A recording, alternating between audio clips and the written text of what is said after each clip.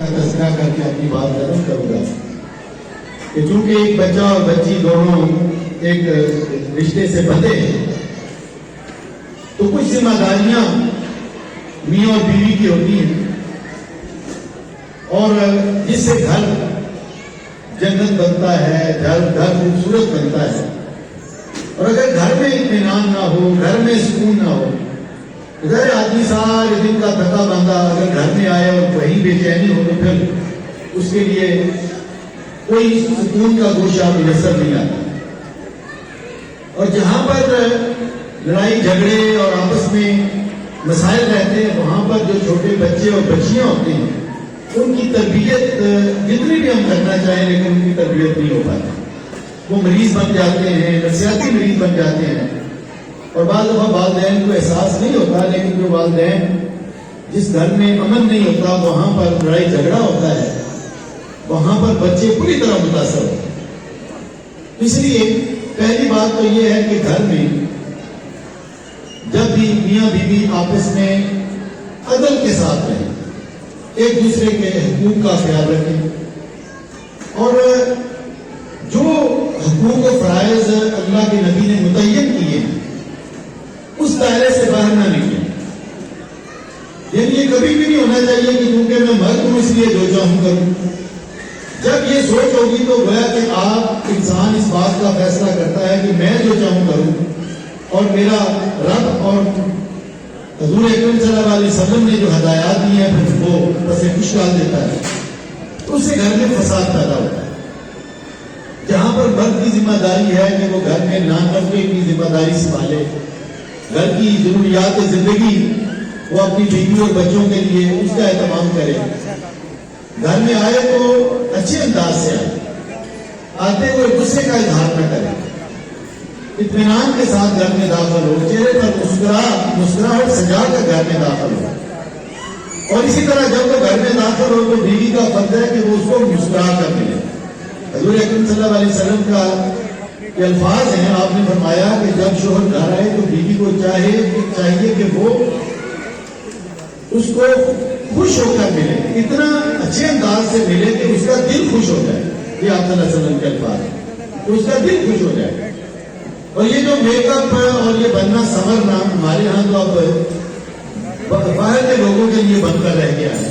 लेकिन आपने फरमाया कि जब शोहर घर में आए तो बीवी को चाहिए कि वो शोहर के लिए बने समझे, क्योंकि असल में उसका बनाव श्रृंगार है शोहर के लिए,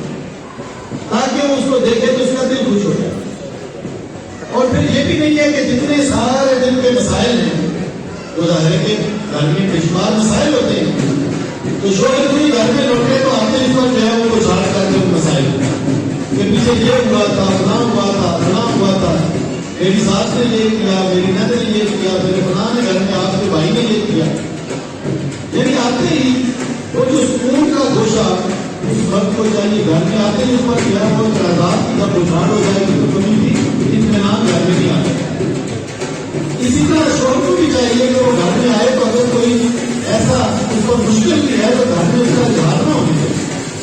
घर वालों के लिए वो नर्म और मोहब्बत भरे अंदाज में वक्त गुजारे, और किसी अच्छे वक्त में दुनिया में भी बैठकर अगर मेरे शिकवे की बात है तो वही करें, वो जरूरी है, लेकिन बच्चों के सामने न करें।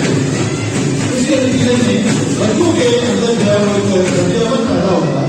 और उसके नतीजे में मसाइल में इजाफा होगा। इसी तरह जैसे मैंने कहा कि अदल का मुजाहरा करना घर के अंदर, हम सारी दुनिया में और सारे जहान में अदल की बात करते हैं,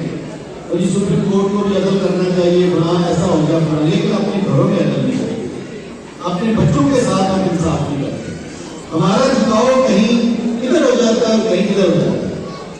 इसलिए ये भी जरूरी है कि हुजूर अकरम सल्लल्लाहु अलैहि वसल्लम ने अपनी जो है वो ज़ौजा जो थी उनके लिए दिन मुकर्रर किए होते, और आप जब सफर के लिए जाते थे तो बारी बारी महातुल मोमिनीन के साथ लेकर जाते, और घर में भी आपने जो है वो दिन मुकर्रर किए। आपका करीब रुझान हजरत आयशा की तरफ ज्यादा था, इसके बावजूद आपने अदल का दामन कभी हाथ से नहीं छोड़ा, हत्ता कि जब हजरत सौदा बुरी हो गई, उन्होंने आपके रुझान को देखते हुए अपना दिन जो था वो हजरत आयशा को सौंप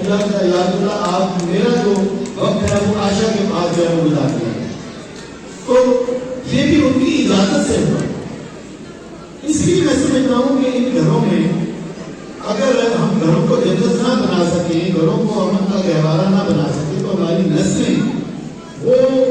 جتنی بھی بگڑیں گی، جتنے بھی مسائل کا شکار ہوں گی، ہم جتنے مرضی ان کو لیکچر دیتے رہے، جتنا مرضی سمجھاتے رہے، لیکن ہمارے رویے، ہماری گفتگو، میں سمجھتا ہوں کہ اگر گھر کا سربراہ گھر کی گالی دیتا ہے، اب وہ کوئی خاص موقع پر ہی دے، تو گویا کہ وہ بچوں کو یہ نہیں کر رہا ہے کہ بچے بھی گالی دیں. وہ اتنا بھی خیال نہیں کرتا کہ گھر میں بچیاں بھی ہیں، عورتیں بھی ہیں، اور وہ گالی دیتا ہے، جبکہ گالی قواعد میں سے جو ہے وہ شمار کیا جاتا ہے. اسی طرح جب کوئی زیادہ خراب باہر پہلو کی ہے، بچے سے کہا جاتا ہے کہ لا کر پہلے صبح کی باتیں نہیں ہیں. تو آپ نے گویا کہ بچوں کو یہ پہلے جیسے سکھایا کہ جھوٹ بھی بولا جا سکتا ہے. آپ نے اگر زیادہ خرابی کی ہے بچوں کے سامنے تو بچے بھی ساری زندگی زیادہ خرابی کریں. اس لیے گھر کے اندر یہ پوری ظاہر ایک تفصیلی بات ہے کہ کیسے کون کون سے حقوق شوہر پر عائد ہوتے ہیں، کون کون سے بیوی پر عائد ہوتے ہیں. تو یہ ہم نے ان ساری چیزوں کا خیال رکھنا ہے،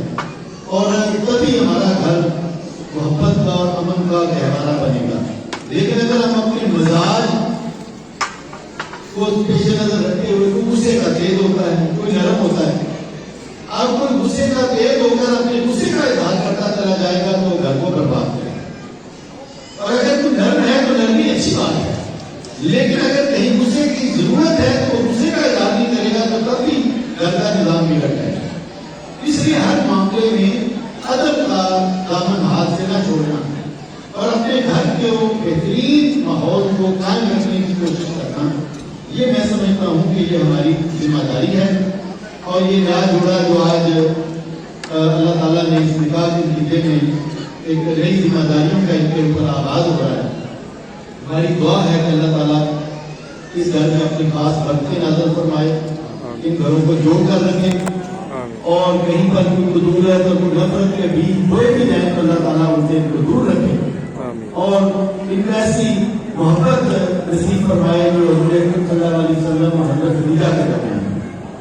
اور ایک مثالی جوڑا بھی بنائے اور گھر کا ماحول کو بھی مثالی بنائے، اور ان دونوں خاندانوں کو اللہ تعالیٰ آپس میں جوڑ کر رکھے. اور ہم سب جتنے بھی لوگ یہاں پر موجود ہیں، ہمیں بھی توفیق دے کہ ہم اپنے گھروں میں آج اس سوچ کو لے کر جائیں کہ ہم نے اپنے گھر میں حضور اکرم صلی اللہ علیہ وسلم کی